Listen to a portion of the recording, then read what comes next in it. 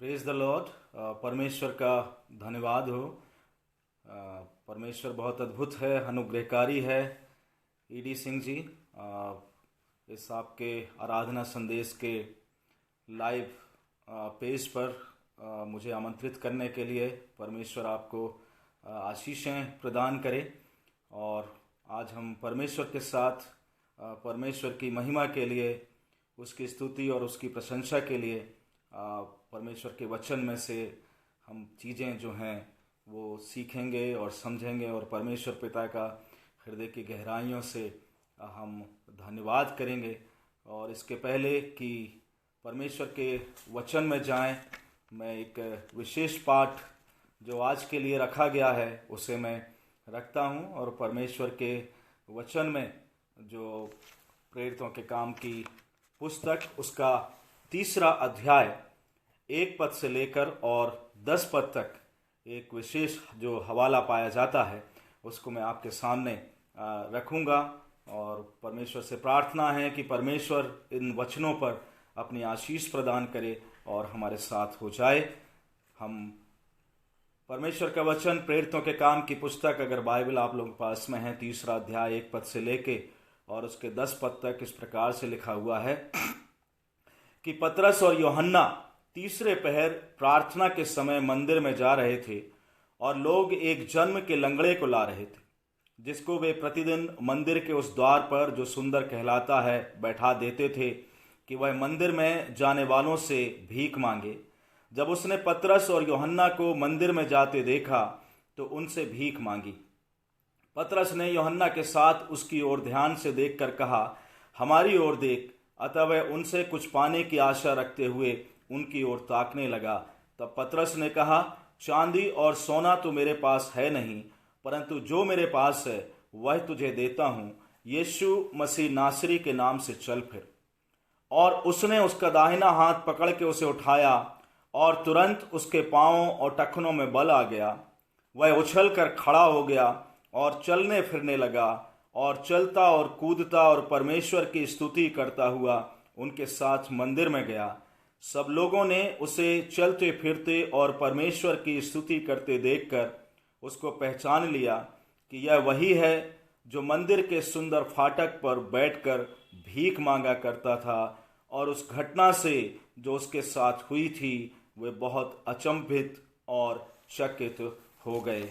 यह परमेश्वर का वचन है। परमेश्वर अपने वचन के पढ़े और सुने जाने पर हमें आशीष प्रदान करे।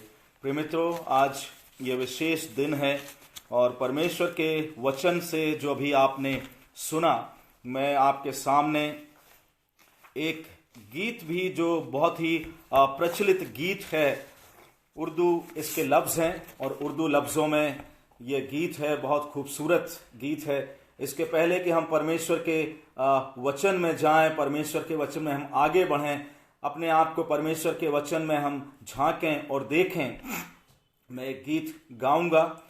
साज बजाना मुझे नहीं आता, लेकिन परमेश्वर के वचन के जो गीत हैं और परमेश्वर की जो आवाज़ है उसको सुनने के लिए हम तैयार हो जाएं, क्योंकि परमेश्वर ही अपने कामों को करता है और वही बोलता है। वो जो गीत है, मेरे साथ आप गा सकते हैं। तेरी शीरीन आवाज़ मैं सुनता हूँ खुदा, बुलाती है पास चश्मे के सलीब से जो बहा। तेरी शीरीन आवाज़ मैं सुनता हूँ खुदा, बुलाती है पास चश्मे के सलीब से जो बाहर आता हूँ मसीह, तू बुलाता है, तेरा ही बेश की मखून गुनाह धो देता है। मैं आता हूँ लाचार, देख मेरी हालत को, न जा सच से कर पाको साफ, कि एक भी दाग ना हो। आता हूँ मसीह, तू बुलाता है, तेरा ही बेशकीमत खून गुनाह धो देता है। मैं आता हूँ लाचार, देख मेरी हालत को, ना जा सच से कर पाको साफ, कि एक भी दाग ना हो। आता हूँ मसीह, तू बुलाता है, तेरा ही बेशकीमत खून गुनाह धो देता है। खुद यीशु है गवाह, खूब जाने मोमिनी के उसके वादे का दावा है सच बिल यकीन। आता हूँ मसीह, तू बुलाता है, तेरा ही बेशकीमत खून गुनाह धो देता है। यीशु बुलाता है, लाए उस पर ईमान, ता दुनिया और आसमान में भी हो कामिल इत्मीनान। आता हूँ मसीह, तू बुलाता है, तेरा ही बेशकीमत खून गुनाह धो देता है। तहसीन कफारे को, तहसीन मुफ्त फजल को, तहसीन मसीह की बख्शिश को अब मिल के सब कहो। तहसीन कफारे को, तहसीन मुफ्त फजल को, तहसीन मसीह की बख्शिश को अब मिल के सब कहो।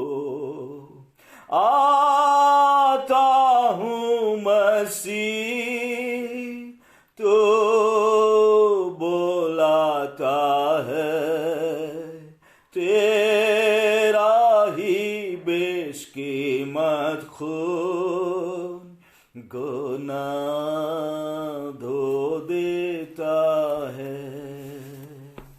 हम प्रार्थना करेंगे, अपनी आंखों को बंद करें और प्रार्थना में जाएं। वचन के लिए हम प्रार्थना करेंगे।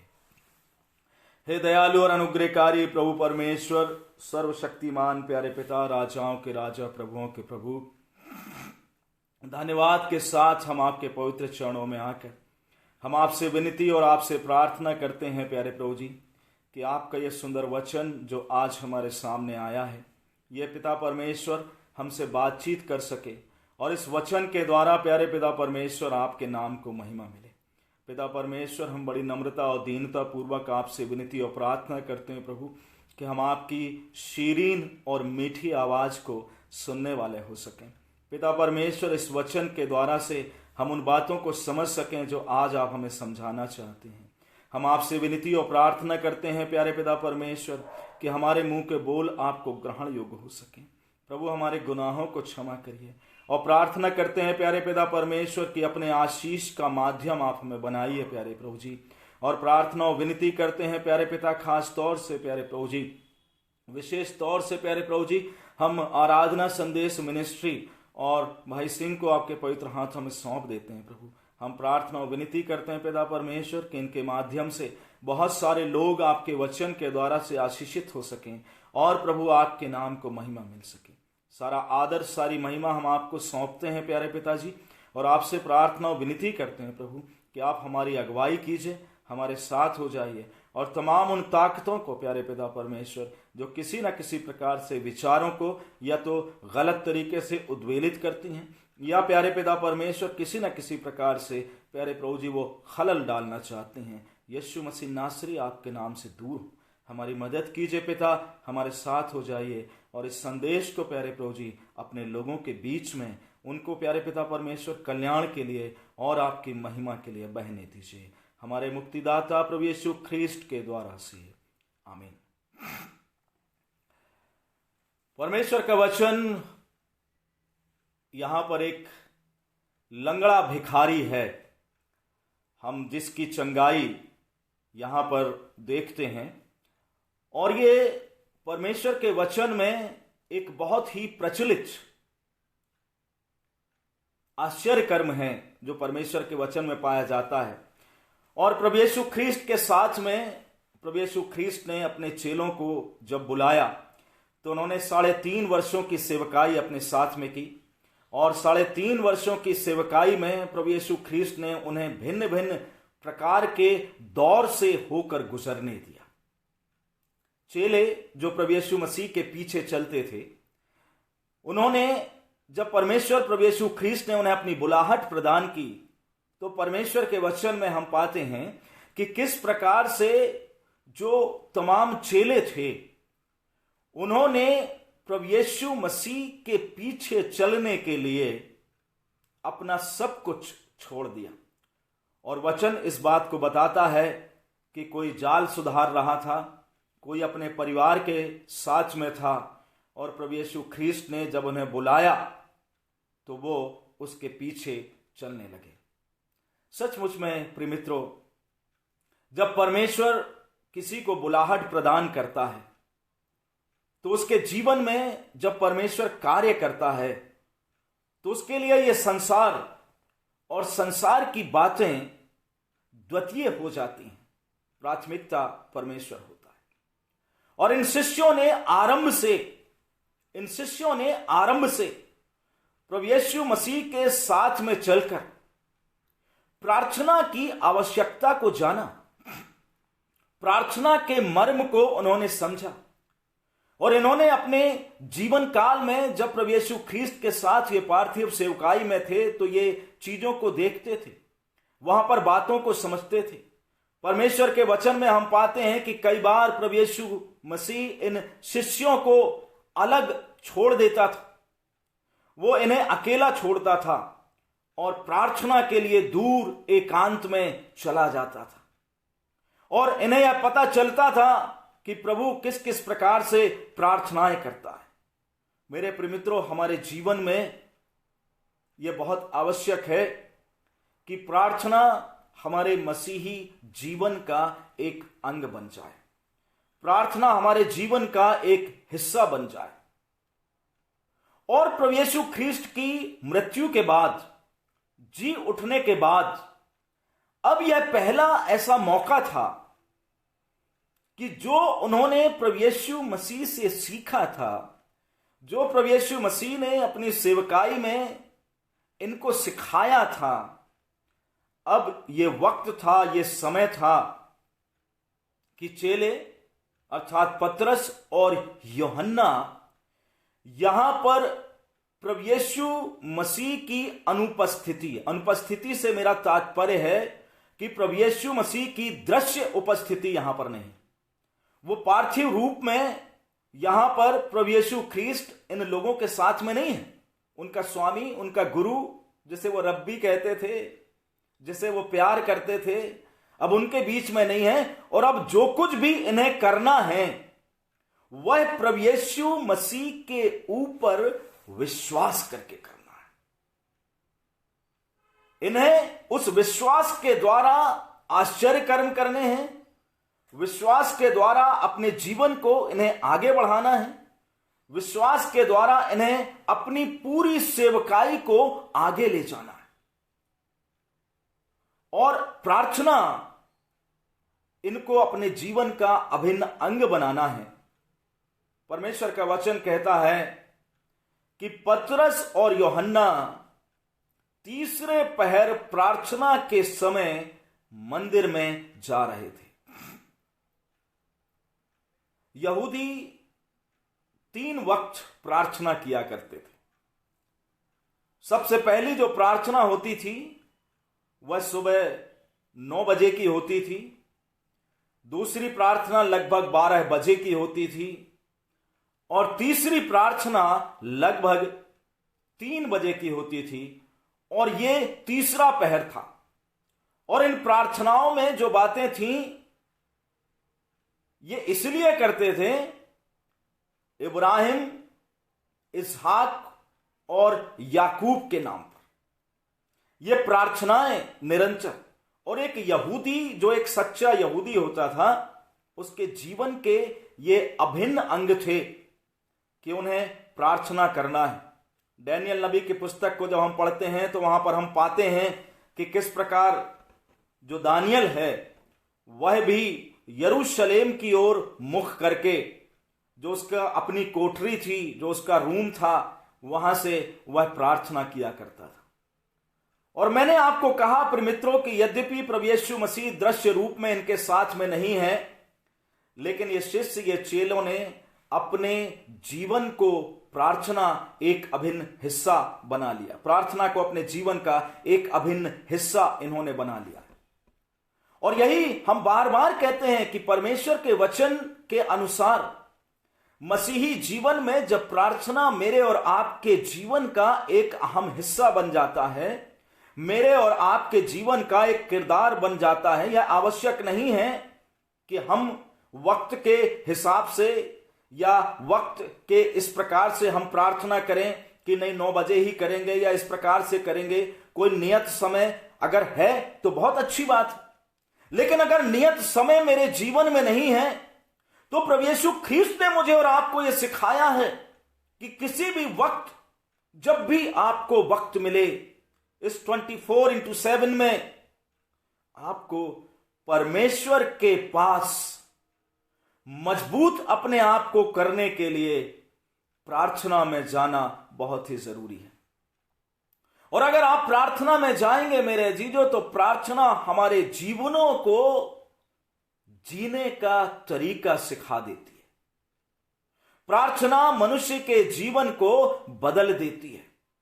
प्रार्थना के द्वारा बहुत सारी चीजें जो हैं मेरे और आपके जीवन की बहुत आसानी से हो जाती है। यिर्मयाह नबी की पुस्तक में हम पढ़ते हैं 33:3 में यिर्मयाह नबी को कहा जाता है कि तू मुझसे प्रार्थना कर और मैं तुझे वो बड़ी बड़ी बातें बताऊंगा जिन्हें तू अभी नहीं जानता।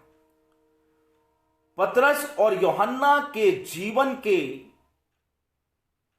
चरण में, पहलुओं में जब मैं और आप झांक कर देखते हैं प्रिय मित्रों, और यहां पर यह इस बात को साबित करता है कि प्रार्थना उनके जीवन का अभिन्न हिस्सा था, अभिन्न अंग था। आप याद करिए, यह वही पतरस है जिस पतरस ने प्रभु यीशु मसीह का इनकार किया था, पश्चाताप किया और पश्चाताप के बाद यह आगे बढ़ा। यह वही पतरस है जो उस झील के किनारे जब प्रभु यीशु मसीह वहां पर था उसे पहचान नहीं पाए थे, लेकिन अंततः इस पतरस ने पहचाना और इन्होंने प्रभु यीशु मसीह को अपने जीवन का हिस्सा बना लिया। तो जो महत्वपूर्ण बात इस परिच्छेद में से मेरे और आपके लिए है प्रिय मित्रों, वो यह है कि प्रार्थना मेरे और आपके जीवन का अभिन्न हिस्सा होना चाहिए। कैसी प्रार्थना करनी है, किस प्रकार से प्रार्थना करनी है, झुककर करनी है, बैठकर करनी है, लेटकर करनी है, खड़े होकर करनी है, ये द्वितीय और सेकेंडरी चीजें हैं। सवाल यह है कि आपको प्रार्थना करनी है, क्योंकि एक छोटी सी प्रार्थना तो वो भी थी जब योना मछली के पेट में है, बहुत बड़ी मछली के पेट में है, वहां से भी वो प्रार्थना ही तो कर रहा था। एक प्रार्थना वो भी थी जब डैनियल शेरों की मांद के अंदर है। शेर भूखे हैं और भूखे शेर कभी अपने शिकार को छोड़ सकते हैं, लेकिन डैनियल ने अपने मन में प्रार्थना की होगी कि परमेश्वर अब तू ही मुझे बचा सकता है। और परमेश्वर ने डैनियल को बचाया, उसने बचा लिया। परमेश्वर का वचन कहता है कि जब राजा सुबह वहां पर पहुंचा तो डैनियल ने अंदर से आवाज दी। उसने कहा कि हे राजा, तू चिरंजीवी रहे, तू चिरंजीवी रहे। मेरे परमेश्वर ने मुझे भूखे शेरों के मुख से क्या किया है? बचा लिया। हालेलुया। और यही अद्भुत बात है मेरे और आपके जीवन की, कि प्रार्थना मनुष्य के जीवन के बंधनों को खोल देती है। और इसलिए पतरस और यूहन्ना उस रीति के अनुसार, अपनी परंपरा के अनुसार तीसरे पहर मंदिर में प्रार्थना करने के लिए जा रहे थे, और यहां पर कुछ अद्भुत होने वाला था। आज मैं आपको बताना चाहता हूं प्रिय मित्रों कि जब हम प्रार्थना करते हैं तो हमारे जीवन में परमेश्वर अद्भुत आश्चर्य कर्म करता है। जब हम प्रार्थना करते हैं तो परमेश्वर हमारे जीवनों को आगे ले जाता है। और वचन कहता है, और लोग एक जन्म के लंगड़े को ला रहे थे, जिसको वो प्रतिदिन मंदिर के उस द्वार पर, जो सुंदर कहलाता है, बैठा देते थे कि वह मंदिर में जाने वालों से भीख मांगे। एक व्यक्ति है जो जन्म से लंगड़ा है। इंग्लिश बाइबल में आया हुआ है, he was lame through by his birth। और वहां पर उसका जो अर्थ है वो ये है कि वो अपनी माता के गर्भ से ही लंगड़ा पैदा हुआ। लंगड़ा भिखारी, लंगड़ा व्यक्ति, जिंदगी भर वह अपने जीवन में चल नहीं पा रहा। वो लाचार है, लाचारी उसकी है। ये जो ब्यूटीफुल गेट या सुंदर गेट का वर्णन है, बताया जाता है कि लगभग 62 फीट ऊंचा और 37 फुट चौड़ा यह गेट वहां पर हुआ करता था। और यह गेट सोने से मढ़वाया गया था। खूबसूरत है, बहुत खूबसूरत। वाकई आज जब हम इस संसार में देखते हैं प्रिय मित्रों, तो बहुत सारी चीजें बड़ी खूबसूरत दिखती हैं। जब आप यूरोप में जाएंगे और यूरोप के जो बिल्डिंग हैं चर्चेस की, जब उनके आर्किटेक्ट को आप देखेंगे, जब स्ट्रक्चर आप उनका देखेंगे, तो आप कहेंगे वाह, बहुत बढ़िया, बड़ा खूबसूरत, बहुत ही सुंदर, बहुत अच्छा।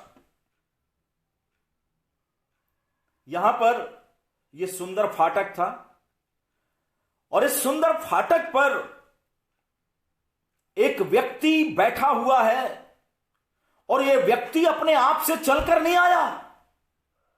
इस व्यक्ति को इस संसार के लोग, इसकी लाचारी पे इस संसार के लोग, उन लोगों ने लाकर यहां पर मंदिर में, यहां पर भीख मांगने के लिए बैठा दिया है।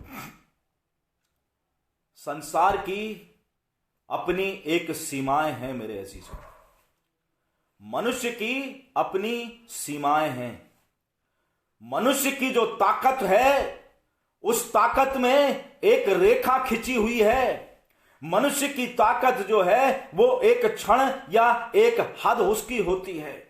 मनुष्य की ताकत असीमित नहीं हो सकती, मनुष्य की ताकत अपरिमित नहीं हो सकती। मनुष्य की ताकत जो है उसका एक दायरा है। मनुष्य की ताकत का एक दायरा है, मनुष्य की सहायता करने का एक दायरा है, मनुष्य की सहायता या मदद करने का एक प्रमाण है, एक दायरा है, और वो सीमित समय तक, सीमित क्षण के लिए, एक हद तक ही मनुष्य सहायता कर सकता है। और ये व्यक्ति जो लाचार है, ये व्यक्ति जो भीख मांगने के लिए इसे लोगों ने मजबूर कर दिया, मैं कभी कभी सोचता हूं क्या इसके घर में इसके माता पिता नहीं होंगे? क्या जिस मां ने इसे जन्म दिया होगा क्या वो नहीं होगी? हो सकता है मां की मृत्यु हो गई हो सकता है इसका बाप ना हो और ये लाचार रहा हो और इसे इस दुनिया के लोगों ने भीख मांगने के लिए वहां पर मजबूर कर दिया, तिरस्कृत कर दिया। अपंग है, कमजोर है। और कई बार हम जब शारीरिक तौर से कमजोर होते हैं तो उसमें इस प्रकार की दशा आ जाती है मेरे प्रिय मित्रों। लेकिन केवल शारीरिक कमजोरी भर को देखना जरूरी नहीं।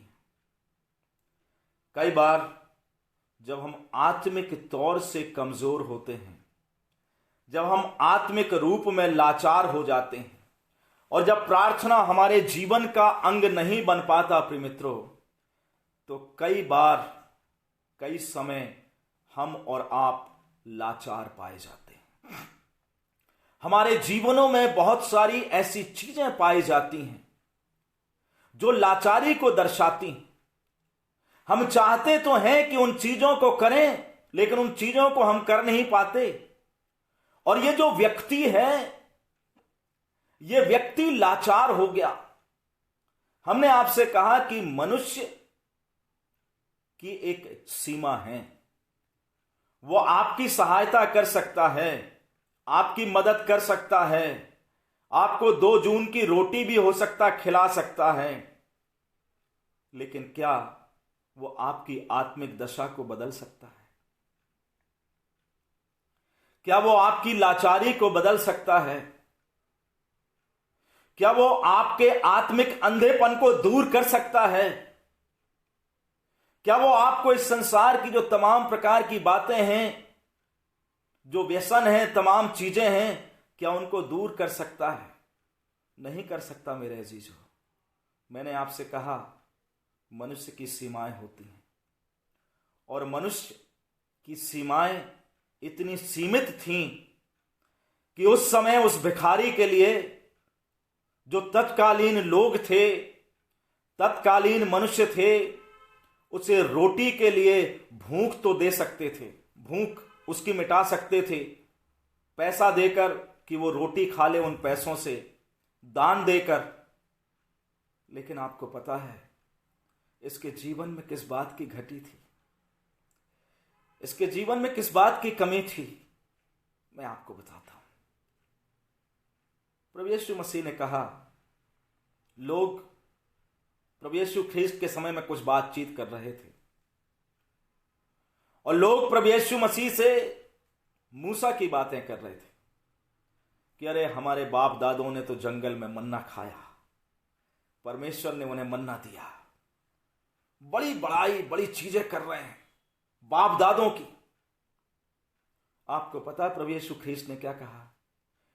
प्रभु यीशु ख्रीस्त ने कहा कि तुम्हारे बाप दादों ने जंगल में मन्ना खाया और मर गए,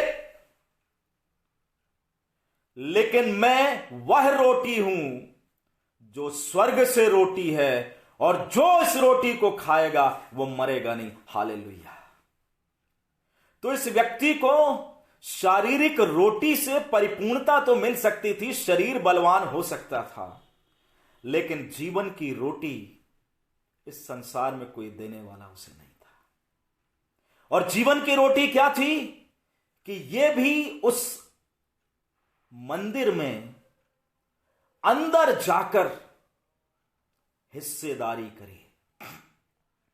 यह लंगड़ा भिखारी देखता रहा होगा लोगों को, अंदर जाकर हिस्सेदारी करे, वहां पर प्रभु की आराधना करे, उस आत्मिक आराधना में यह शामिल हो, उस आत्मिक आराधना में यह शामिल हो, वहां पर यह जाना चाहता था, उसके मन की ललक थी। लेकिन मैंने आपसे बोला प्रिय मित्रों, सहायता मिल तो सकती है, लेकिन आत्मिक स्वरूप बदलने का काम केवल परमेश्वर करता है। और आत्मिक स्वरूप तब तक नहीं बदल सकता जब तक हम अपनी दृष्टि परमेश्वर की ओर ना लगाएं। भजन 121 में क्या लिखा हुआ है? मेरी सहायता कहां से आती है? मेरी सहायता तो परमेश्वर से आती है। मैं अपनी आंखें पर्वतों की ओर उठाऊंगा, मैं अपनी आंखें पर्वतों की ओर उठाऊंगा। भजन 34 के 5 में वहां पर लिखा हुआ है कि जिसने उसकी ओर देखा उसने दृष्टि पाई और उसका मुख कभी काला ना होने पाया। और आज मैं आपको बताना चाहता हूं कि अपने आप को इस संसार की ओर देखने की कोशिश ना करें मेरे अजीजों। आप ज्यों ज्यों इस संसार की ओर देखेंगे वो आपकी सहायता तो कर सकते हैं, आपकी मदद तो कर सकते हैं, लेकिन आपको आत्मिक रूप से मजबूती प्रदान नहीं कर सकते। आपको जीवन की रोटी वो नहीं दे सकते। गुनाहों से क्षमा इस संसार के पास ताकत नहीं है कि आपको दे दे। आपकी लाचारी से वो बाहर नहीं निकाल सकता, क्योंकि उसकी भी अपनी एक सीमित दायरा है और उस दायरे से बाहर मनुष्य नहीं जा सकता है। कौन जा सकता है? केवल परमेश्वर जा सकता है। और अब वह घड़ी उस व्यक्ति के जीवन में आने वाली थी।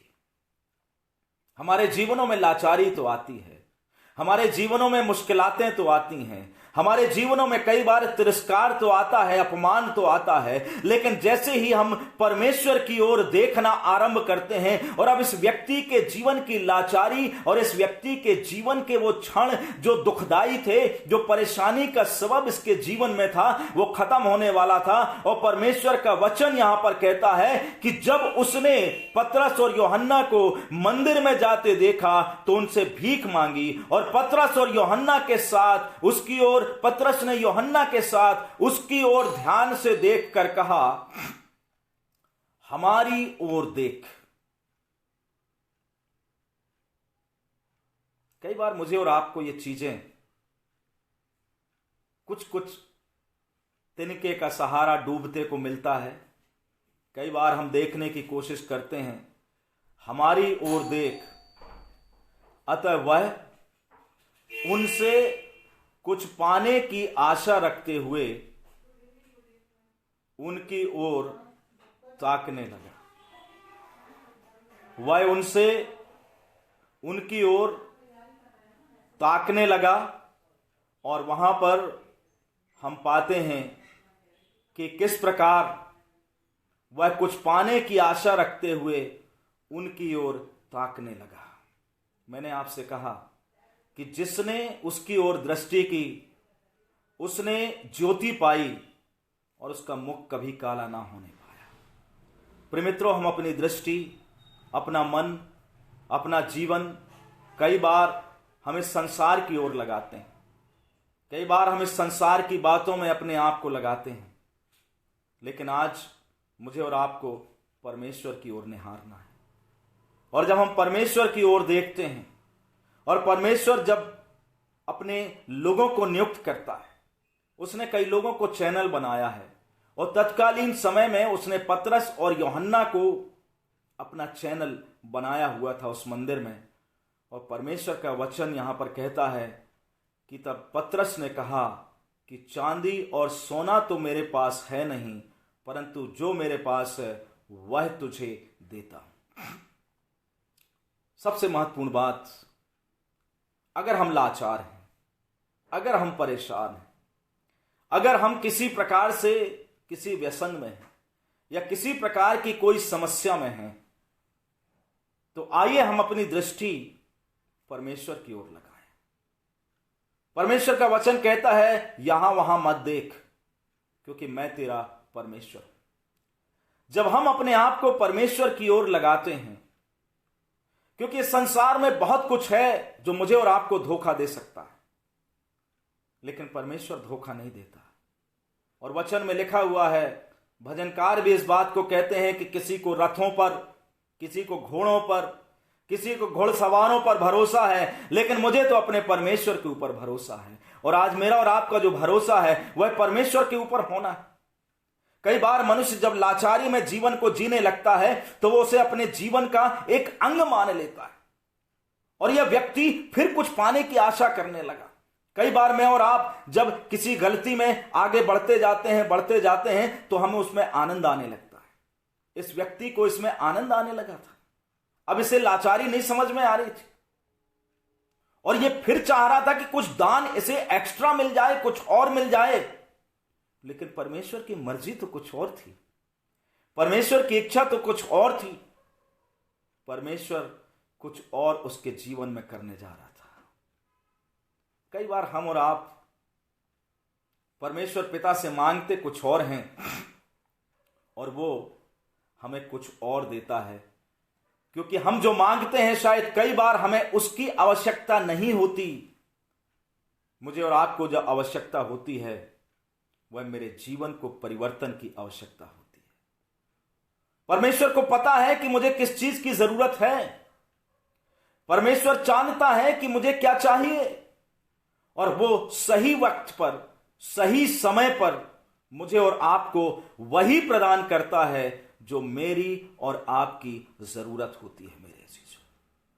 और यहां पर इस व्यक्ति की जो प्राथमिकता थी, इस व्यक्ति की जो जरूरत थी, वो जरूरत ये थी कि अपनी जिल्लत से, अपनी तिरस्कारी से ये हट सके और ये ऐसा खड़ा हो कि परमेश्वर की आराधना करने लगे, ये हिस्सेदारी में शामिल हो जाए। और सचमुच प्रिय मित्रों, परमेश्वर का वचन जो यहां पर कहता है कि पतरस ने कहा, चांदी और सोना तो मेरे पास है नहीं, परंतु जो मेरे पास है वह तुझे देता हूं।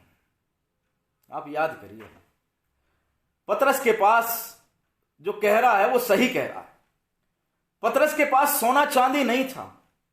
आप याद करिए, मां बाप को छोड़ दिया, अपने जालों को छोड़ दिया, सब कुछ छोड़ दिया और किसके पीछे हो लिए? जिसने कहा लोमड़ियों की तो मांदें होती हैं, चिड़ियों के तो बसेरे होते हैं, लेकिन मनुष्य के पुत्र के लिए रहने का भी स्थान नहीं। और पतरस ने ये अपने जीवन का मकसद बना लिया, हमको दुनिया से क्या काम रे, हम तो जोगी मसीह के। वाकई लोग मंदिर में जाते थे पैसा लेकर, रुपया लेकर, क्योंकि उन्हें पता था कि बहुत सारे भिखारी वहां पर मिलेंगे और दान देना यहूदी उसमें बहुत बड़ा समझा जाता था। फरीसी सदूकी कहते थे कि साहब हम तो दशमांश देते हैं। लेकिन वो जो जिल्लत और लाचारी और तिरस्कार, उसे दूर करने का मादा, उसे दूर करने की कुव्वत, उसे दूर करने की ताकत उन फरीसियों और सदूकियों और तत्कालीन लोगों के पास नहीं थे मेरे अजीजों। लेकिन जिनके पास थी वो वहां पर पहुंचे और उन्होंने अपने जीवन को जिया था। और पतरस ने कहा कि सोना और चांदी तो मेरे पास नहीं है। आज देखिए, अपने जीवन को टटोलिए। आज ये संसार धन, संपत्ति, रुपया, पैसे, इन तमाम चीजों के लिए भागा चला जा रहा है। परमेश्वर का वचन कहता है जितनी भी दृश्य वस्तुएं हैं, खुदावंद यीशु मसीह ने खुद कहा कि आकाश और पृथ्वी क्या होंगे? टल जाएंगे। कई बार मैं और आप अपनी आंखों के सामने देखते हैं कि चीजें हैं आज और कल वो खत्म हो गई, कल चीजें समाप्त हो गई। लेकिन प्रभु यीशु मसीह ने कहा कि आकाश और पृथ्वी तो टल जाएंगे, जितनी भी दृश्य वस्तुएं हैं, लेकिन मेरा वचन कभी नहीं टलेगा। और जो वचन पे चलता है प्रिय मित्रों, जो प्रभु यीशु ख्रीस्त के पीछे चलता है, वो अद्भुत तरीके से अपने कामों को देखता है। और परमेश्वर का वचन वहां पर कहता है कि सोना और चांदी तो मेरे पास नहीं है। आज मनुष्य सोना चांदी के पीछे बेतहाशा भागा जा रहा है। लॉकडाउन ने, इस कोरोना ने तमाम चीजों को आपको सिखा दिया, समझा दिया। भागने की जरूरत नहीं है। जो जिसके पास होता है वही वो उसे दे सकता है। पतरस के पास कौन था?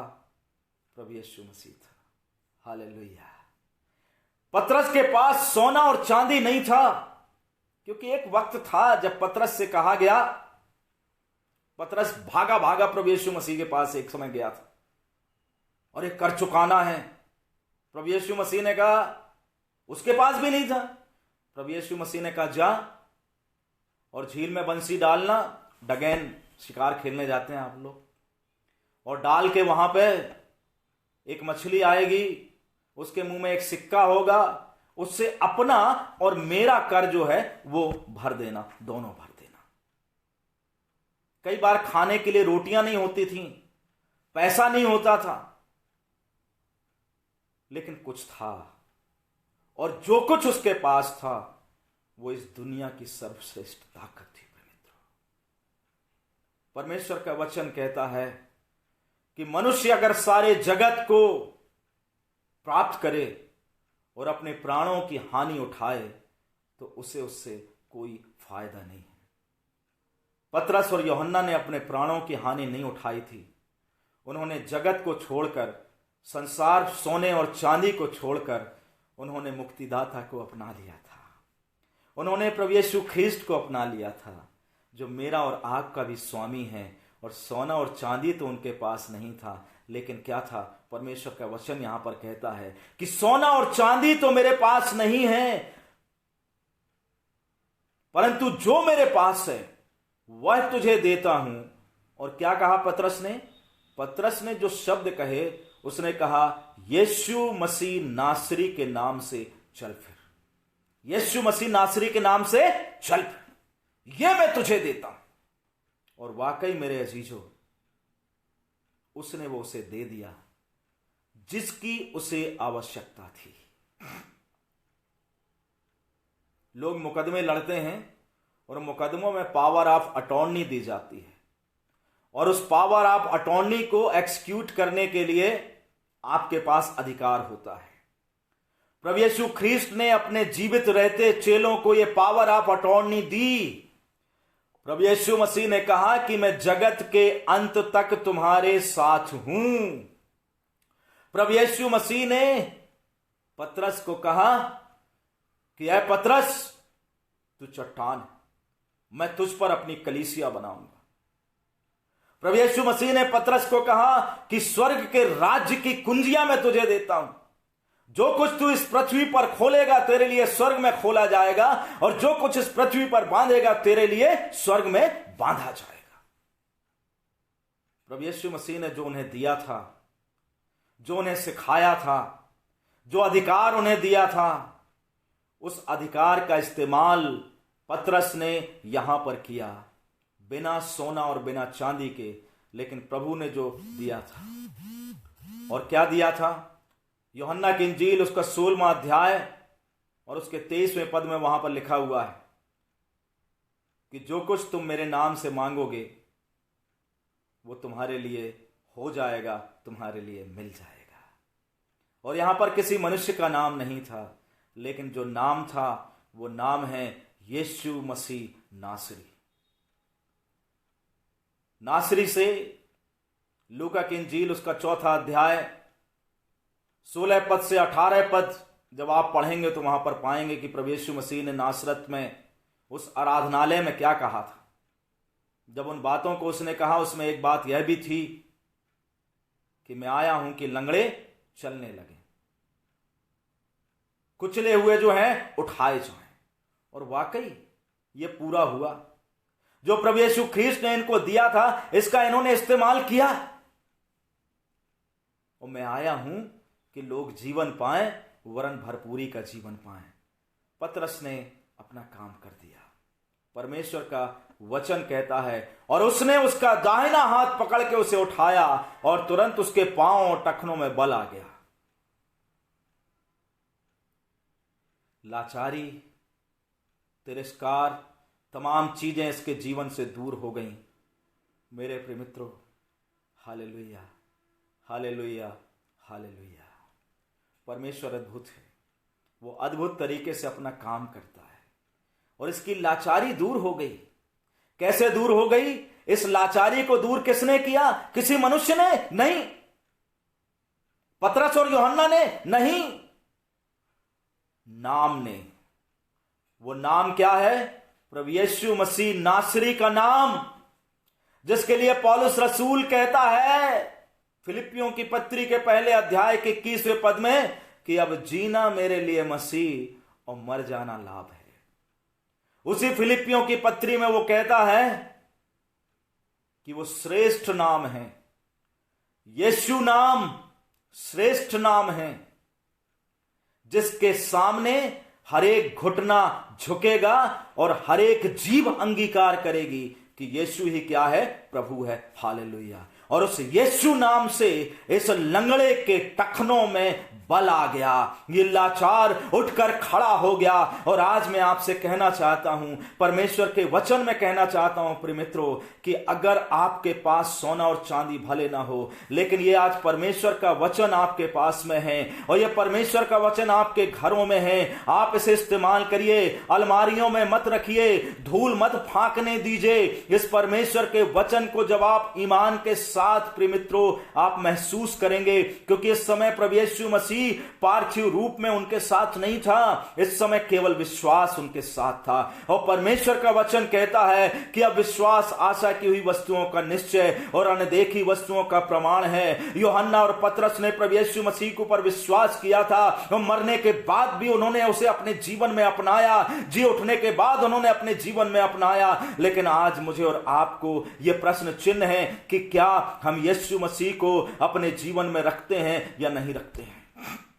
अगर यीशु मसीह को रखते हैं तो मेरे और आपके जीवन से दिखना बहुत जरूरी है, बहुत जरूरी है प्रिय मित्रों। उसे दिखाइए, उसे दिखाइए। जो पावर आपको मिली है उसे मोड़कर और घुमाकर या धूल मत फांकने दीजिए, उसे पढ़िए, उस पावर को एक्सक्यूट करिए, उस पावर को अप्लाई करिए। और वो पावर जो है वो अद्भुत है, यीशु मसीह के लहू में पाई जाती है, जिससे शैतान और दुष्टात्माएं भाग जाते हैं, जिससे लाचारी दूर हो जाती है, जिससे जीवन के मनुष्य के जीवन की तमाम चीजें दूर हो जाती हैं मेरे अजीजों। और आज मुझे और आपको इस बात को समझना बहुत ही जरूरी है। हमारे पास यह परमेश्वर का वचन तो है, प्रिंटेड है, कागज में लिखा हुआ है, लेकिन कई बार हम अपने मनों में इसे नहीं रखते, कई बार हम इसे इस्तेमाल नहीं करते, इस्तेमाल करने से डरते हैं क्योंकि हमारा विश्वास नहीं है। हम विश्वास में अल्प विश्वासी हैं, हम कमजोर पाए जाते हैं। विश्वास करिए, यकीन करिए मेरे भी अजीजों, और यह तभी होगा। विश्वास का एक परिभाषा, विश्वास का एक पहलू है। परमेश्वर का वचन कहता है कि विश्वास सुनने से, और सुनना कहां से आता है?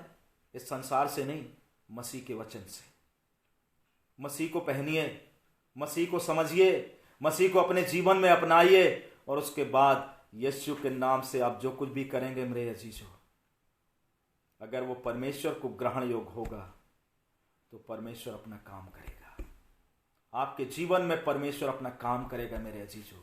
जो लंगड़ा है, जो लाचारी है, परमेश्वर का वचन कहता है कि लोगों के गुनाह भी क्या हो जाएंगे? क्षमा हो जाएंगे।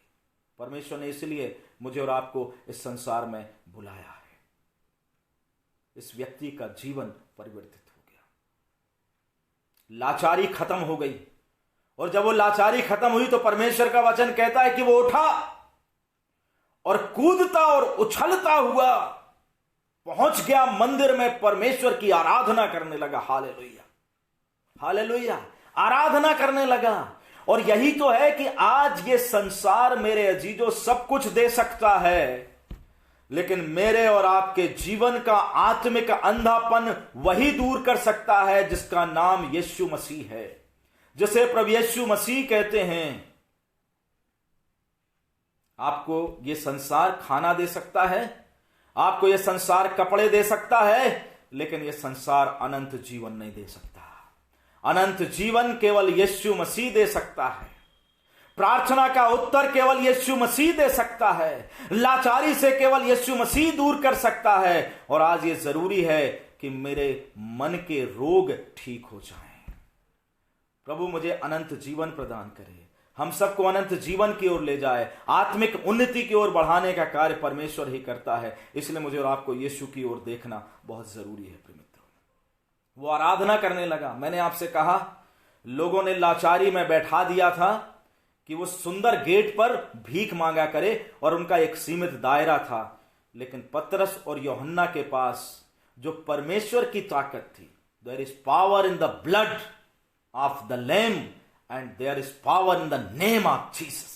प्रभु यीशु मसीह के नाम में जो ताकत थी उनके पास में, वो यीशु के नाम की ताकत के द्वारा वो व्यक्ति जो बाहर था परमेश्वर की आराधना में हिस्सेदारी करने लगा। हालेलुया, वो हिस्सेदार बन गया, वो हिस्सेदार बन गया। और आज मनुष्य की ये आवश्यकता है कि परमेश्वर की आराधना करे, केवल रोटी भर नहीं, क्योंकि प्रभु यीशु ख्रीस्त ने मुझे और आपको बोला, उसने कहा कि मनुष्य केवल रोटी भर से जीवित नहीं रहेगा, लेकिन परमेश्वर के मुख से निकले हुए हर एक वचन के द्वारा से। मेरे अजीजों, आइए हम अपने आप को तैयार करें, परमेश्वर की निकटता में ले जाएं, परमेश्वर के पास ले जाएं। और जो परमेश्वर ने मुझे और आपको ताकत दी है, हम मसीहियों को जो परमेश्वर ने ताकत दी है, जो नाम दिया है, यीशु नाम दिया है, उस यीशु नाम को केवल हम अपने अंदर ना रखें, लेकिन उसकी ताकत का इस्तेमाल करें, उस पावर का इस्तेमाल करें, ताकि बहुत सारे जो संसार में लाचार पाए जाते हैं, बहुत सारे जो बीमार पाए जाते हैं, बहुत सारे जो आज ऐसी दशा में हैं कि उठ नहीं सकते हैं, वो चंगाई प्राप्त कर जाएं। और केवल शारीरिक चंगाई भर नहीं, लेकिन आत्मिक चंगाई। आज ये संसार देख रहा है, बहुत सारे लोगों को, मुझे और आपको परमेश्वर के भवन के अंदर लेकर आना है, ताकि वो परमेश्वर की आराधना करें, अपने साथ उनको परमेश्वर की आराधना करवानी है। और यही आज मेरे और आपके जीवन का मकसद होना चाहिए। लेकिन उसके लिए ज़रूरी है कि यीशु मेरे जीवन में हो। सोना चांदी बड़ी बात नहीं है, यीशु बड़ी बात है। यीशु मेरे जीवन का स्वामी होगा तब बहुत कुछ हो सकता है।